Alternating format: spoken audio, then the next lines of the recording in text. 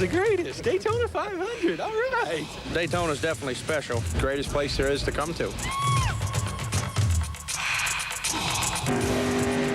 All I do is hold the steering wheel and mash the gas. We're going to race good. We're going for that #1 spot.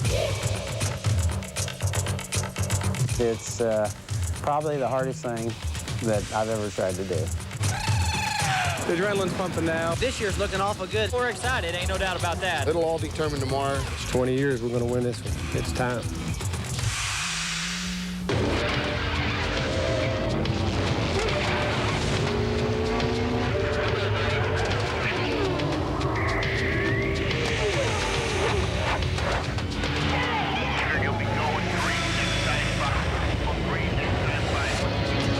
Nothing quite so serene as the gentle swaying of palm trees, but nothing gentle or serene about the thunder that's headed for Daytona. The 500's closing in, tens of thousands of fans, bumper to bumper in souvenir lines, and a giant race deserves a giant vat of popcorn. We celebrate NASCAR's 50th anniversary and the drive to raise the flag as champion of the 40th running of the Daytona 500. Hi there, glad to have you with us. Welcome to Daytona. I'm Reese Davis. As you can see, night has fallen and the Winston Cup garage is closed, meaning it's open season on nerves as we close in on the 500. We'll see who's happiest over happy hour.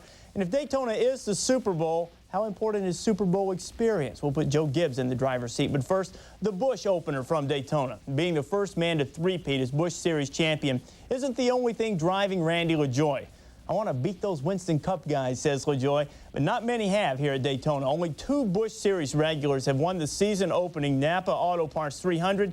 The other 14 wins belong to those Winston Cup guys, but one of the 2 to turn the trick was LaJoie last season. But Randy starting 22nd, there is the defending champ, and it didn't take long to have one of them racing deals. First lap, LaJoie into the 56 of Jeff Crow, Glenn Allen, the 99, the 6 of Joe Bessie involved, Elliott Sadler, Mark Crow, Mike Cope, everybody in there. Bessie's riding piggyback on Jeff Crow. Lap 8, Joe Nemechek in the 87 ride goes high, takes the lead from pole sitter Mike McLaughlin. On lap number 24, Dale Earnhardt Jr. a little hot. And remember, if you've been injured in an accident, get the representation in the law firm that you deserve. Jackman was okay, continued to help out Earnhardt throughout the race. Third caution comes with Dave Blaney, former World of Outlaw driver. Woo! Goes into the wall in front of the leaders. Everybody got by, but Blaney had himself a fire breakout. He pulls out the onboard fire extinguisher, and whoa, he was not on fire anymore. So check this out again. Watch Blaney slide. Nemechek goes low. He got by. Tony Stewart went high. He, too, got by. Lap 107, here comes Earnhardt Jr. and Dick Trickle getting together. Buckshot Jones might have been involved in that. Earnhardt sticks the landing, came down on all 4 wheels. Trickle okay out of it. Hey, just remember, 1997 Daytona 500, Dale Jr. doing just like dear old Dad, although I'm sure it's not what he had in mind. Junior's flip looked a whole lot like the one that Dad did. A couple cars got together and turned us around. Ended up rolling the car, tearing up a good race car. One more look at this thing. You see Earnhardt getting sideways and rolling on that thing. Good thing that Trickle wasn't hurt as the car almost came down right on top of his. Lap number 110, Tony Stewart was in second place, and not anymore. Got himself in the wall and got smashed all over the place. On the last lap, let's listen to Nemechek's radio crew. It's coming, you got it, buddy. Great job! Great job! Man, you guys did wonderful. Joey Todd was with you. Awesome. Woo. That was Nemechek's mother, Martha, emotional as she, of course, remembered her late son and Joe's brother, John, who was killed in a race a year ago. Joe Nemechek wins his second straight Busch race. He took the season ender at Homestead last year. Jeff Purvis, second, only ran 10 races last year. The all-time Busch leader in wins. Mark Martin comes home in third place. Buckshot was fourth. LaJoie said he had about a 15th place car, and he came home fifth, so there had to be at least some rejoicing about that. A guy who had very little to be unhappy about, Joe Nemechek. And earlier, I had a chance to talk with the winner, and I said, hey, the best way to stay out of trouble, Joe, is keep it in your rearview mirror. I watched the rearview mirror quite a bit, saw some exciting things happening when Earnhardt flipped upside down, so it was neat. We come down here to Daytona to set on the pole, and we thought we could do that, and we got beat. So we figured, well, it paid $1,100 to win the pole and a lot of money to win the race. So we really started concentrating on race setup. And this is a brand new car they built. They call it Speedy Gonzalez, and it was that way today.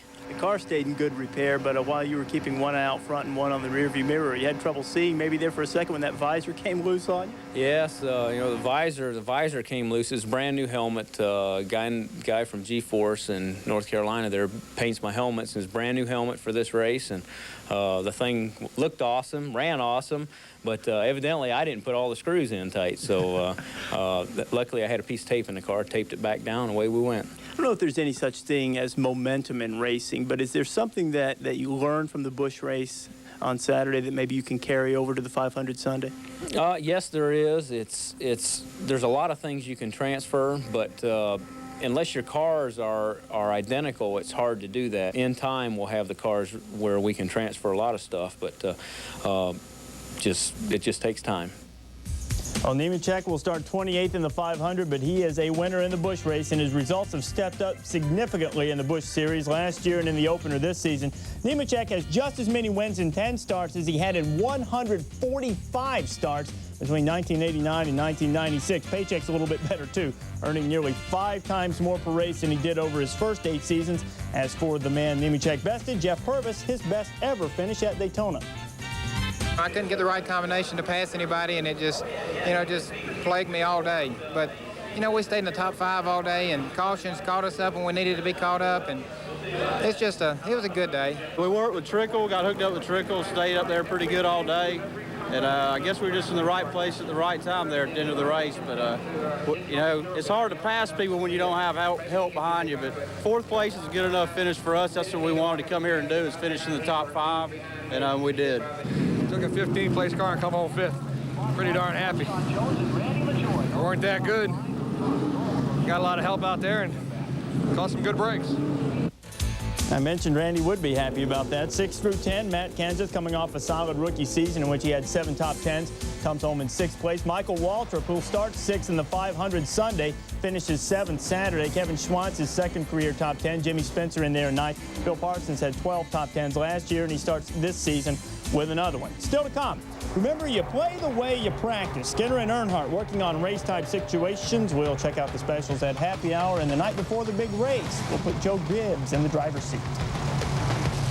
My job's a little bit different on race day. It's a little more relaxed for me. I am so uptight, but I couldn't make a change on that car if I wanted to, and that's probably good. Gets to be in the driver's seat, but not under the hood. And then there's his pole-sitting car, the one of Bobby Labonte. We'll check things out after the break. Oh, it's all quiet at Daytona now, at least on the track. I can't account for what's going on in the infield. Last chance to practice at happy hour. Outside pole sitter Terry Labonte, not really revving it up. 34th fastest practice time, 188.8. Mike Skinner and Dale Earnhardt sort of simulating race conditions. Here, Skinner gets loose and gets into Jeff Burton. Jeff Gordon not really having a great day. He'll start 29th on Sunday, just 32nd best time of the day. But you never know what these guys are working on during happy hour. Dale Earnhardt coming off his twin 125 win here. He is working with Skinner, getting a little help from each other and flying by John Andretti and Earnhardt with the 12th best time of the day, $1:89 and change. Ken Schrader, after that scary wreck on Thursday, getting back behind the wall or behind the wheel. Schrader 22nd fastest, 189.4, but Earnhardt, not flawless on the day. Before he got off the track, he broke something in his engine, but there is a new engine now, and that number 3 Childress Chevy. Dick Trickle, the fastest of all the happy hour riders. Only Ernie Irvin Skittles Pontiac, the one that's able to break up Ford's monopoly in the top 5. Not all of the Fords are Tauruses. Chad Little is a Taurus, but he's running a T-Bird. That's ironic, don't you think? Earnhardt, the 12th fastest, but those Daytona demons could be rearing their ugly heads. We had a push rod break on us, so we're going to change and put our other race engine in, and, well, I think we'll be okay. We went out and practiced and ran good anyway. We've replaced the push rod, and then we're going to work on it. Yeah, I ran out of gas. Yeah, my guys ran me out of gas. I was getting ready to cut it clean anyway. We had pulled some gas out of it, went out on old tires, and ran a lot of laps, and I guess we know how far we can go on gas now. I was real pleased with the last practice there. We were running with the guys that I think will be up there, fighting for the win. I was leading them around the racetrack. That was a lot of fun. We tried a few things today. We're just kind of looking for a little bit more speed all the time, and it's a trade-off. We found some speed, but we lost the handling a little bit.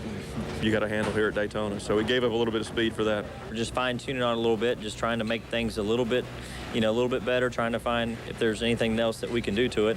But feel pretty good about it right now, and we'll just have to, go to bed on it and hope for the best tomorrow. Some are saying those Levantes are riding rocket ships. Well, Ray Evernham says the restart mix-up that cost Jeff Gordon the Bud shootout was the best thing that could have happened to the Rainbow Warrior team. Seeing one slip away showed just how easily the slightest error can cost you races and ultimately the championship. But all of the 24 team struggles aren't in the rear view. Ray Evernham now with Bill Weber. Well, Jeff Gordon and Ray Evernham begin the season as defending champions not only of the Winston Cup, but of the Daytona 500. You start deep in the field, and obviously that's a challenge to you. Yeah, it's a challenge we didn't really want, but we kind of brought it on ourselves. We've just got to get up through the field safely, patient, and wait. Hopefully after the first pit stop, we'll be up with the lead draft. But, we just don't need to get the fenders dented or the car wrecked getting up there. Patience, a drafting partner. What is the one biggest key here on Sunday, Ray? Luck. Being in the right place at the right time. You could have all the patience in the world and the right drafting partner, but, like Talladega, we had a left rear go down and collected up a lot of guys that were doing a good job all day, and you just got to hope that something like that doesn't collect us. 1 year ago, they ended up in victory lane. On Sunday, they'll start 29th. Now let's go to Marlo Klein. Thanks, Bill. I'm with Steve Park, who will start his very first Daytona 500. Realistically, Steve, what do you think your goals are for this 500? Well, starting as far back as we are, we're just hoping that we can get hooked up with a good drafting partner. Kenny Schrader had some bad luck the other day, and he's been real fast. And we're just hoping we can get hooked up with him and maybe make a charge to the front and at least stay in the lead pack till we can get to our first couple of pit stops. And as a rookie, we just want to stay out of trouble all day long and just try to finish the race, go all 500 miles, and see that checker flag. After the Twins, you had to go to your backup car, but you're even happier with your backup car than you were with your primary car. Yeah, we're real happy with it. Unfortunately, in the 125s, we got in a tangle up and kind of cracked up the Pennzoil Chevrolet Monte Carlo, and we think it was a blessing in disguise. And in the last practice and happy hour, we seem to be real happy with the Pennzoil car, so we're looking forward to Sunday. All right, Steve, good luck in your first Daytona 500. Let's go to Kenny with a guy who has plenty of experience in the 500. Marlo, thanks. I'm here with Jimmy Spencer. Just got me cleaned up for this. Congratulations on your qualifying position up there on row 4. I assume you like the Taurus if the qualifying says anything. Well, it's performed well so far this week, and tomorrow's the big day. I mean, there's no question. You got to have a lot of help to try and win this race, and the car is running well, and hopefully we can stay there all day long. We need to be in the top 10. That's where we want to try to finish. You're known as Mr. Excitement. What are you going to do if you win the Daytona 500?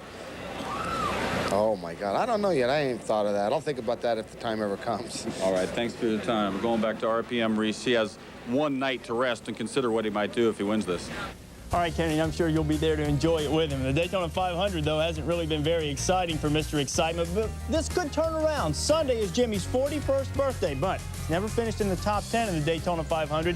Missed a ton of laps in his 6 starts, but it's not as if he can't run on this track. He won the Pepsi 400 in '94, but last year, 30th in the 500 and 31st in the July race. Ahead on RPM tonight, the final board says Tony Stewart finished 31st and made 17 grand.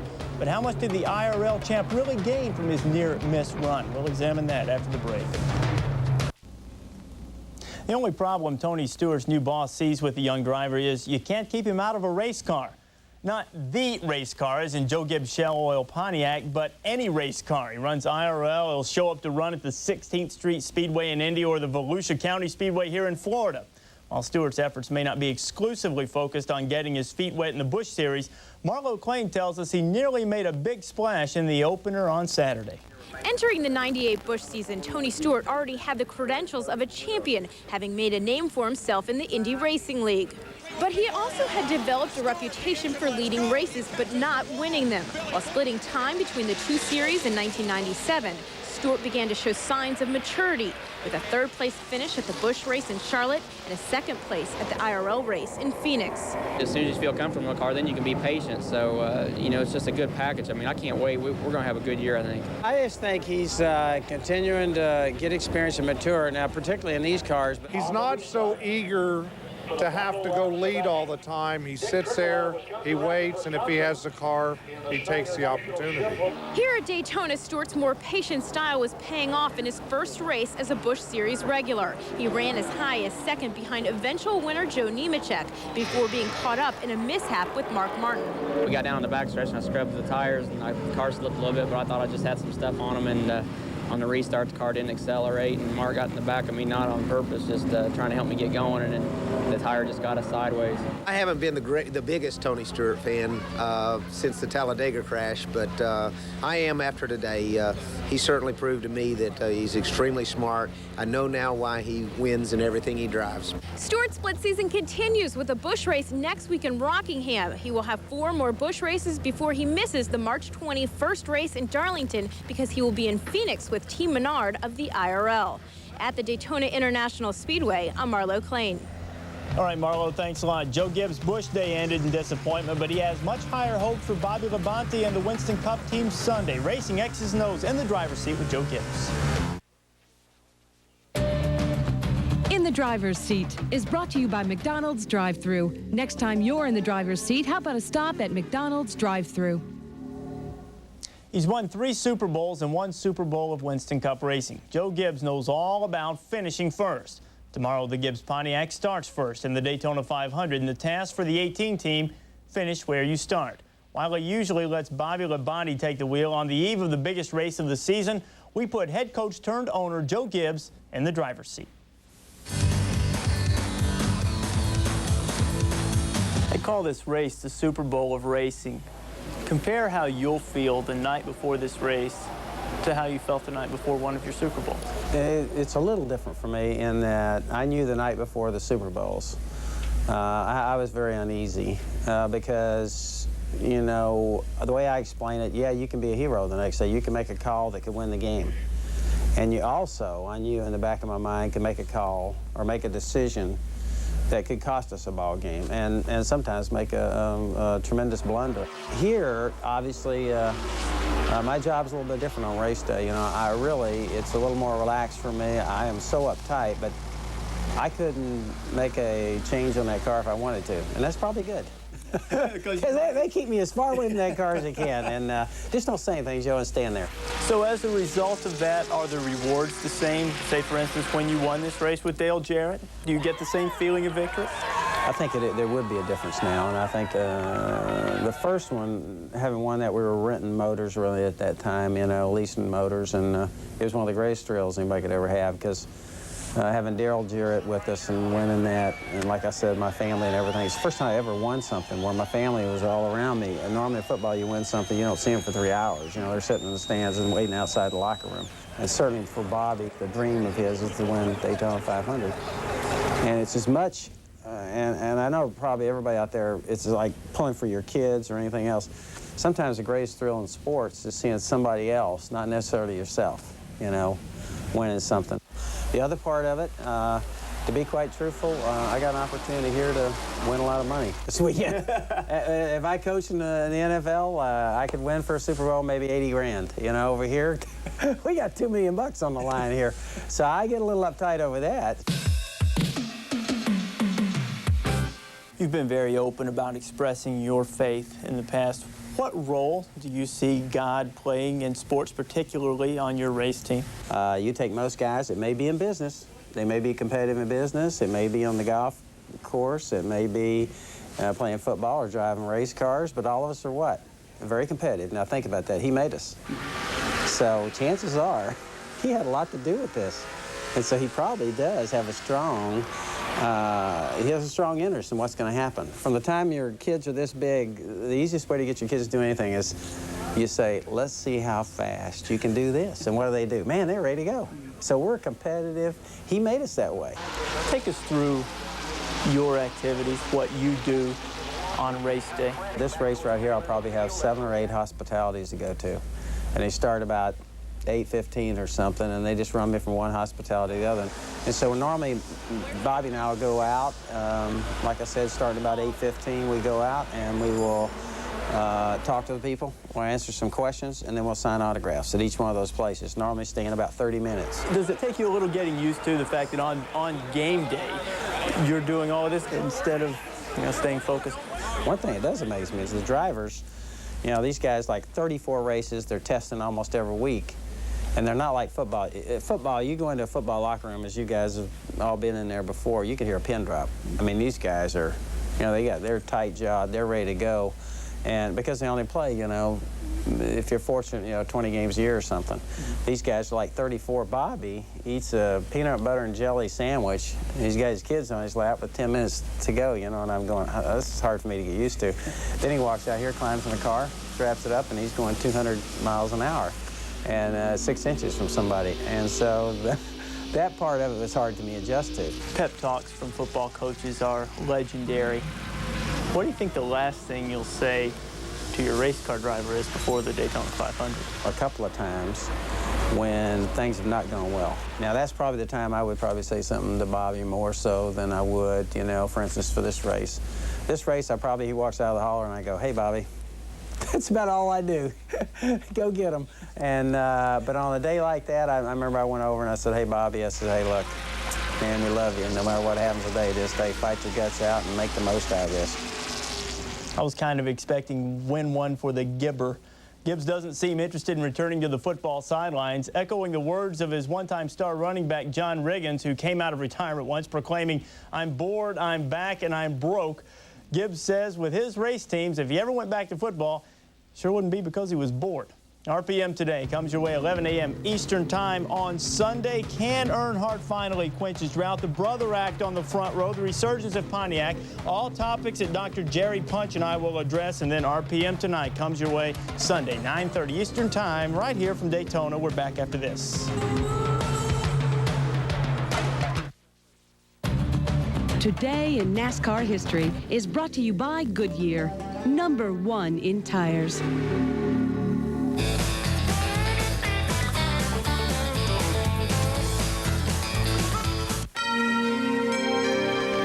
There are great finishes, then there are great memories. Few events in NASCAR history conjure such emotion as the finish to the 1988 Daytona 500. Bobby Allison won for the third time, but more moving was the fact that Bobby and his son Davey finished 1-2. It was the Alabama game's finest hour. But a father's wave was more about pride in his son than the race he just won. February 14th, 1988. And the NASCAR online poll, pretty simple question. Who's going to win the 1998 Daytona 500? To vote, go to www.nascar.com. We'll have the winner on RPM Today Sunday. That's the winner according to you. The actual winner of the race will not be decided democratically by computer users, but rather by the drivers themselves on the track. That's going to do it for us. We're back Sunday morning, 11 a.m. Eastern Time, right here from Daytona with a look ahead at the Daytona 500. Earlier, I said I didn't know what was going on in the infield. Now I do. I hope no one's using my rental car for a picnic table. Better yet, I hope they're not using it for a barbecue. We're back from Daytona, Sunday morning, 11 a.m. Eastern. See you then, everybody.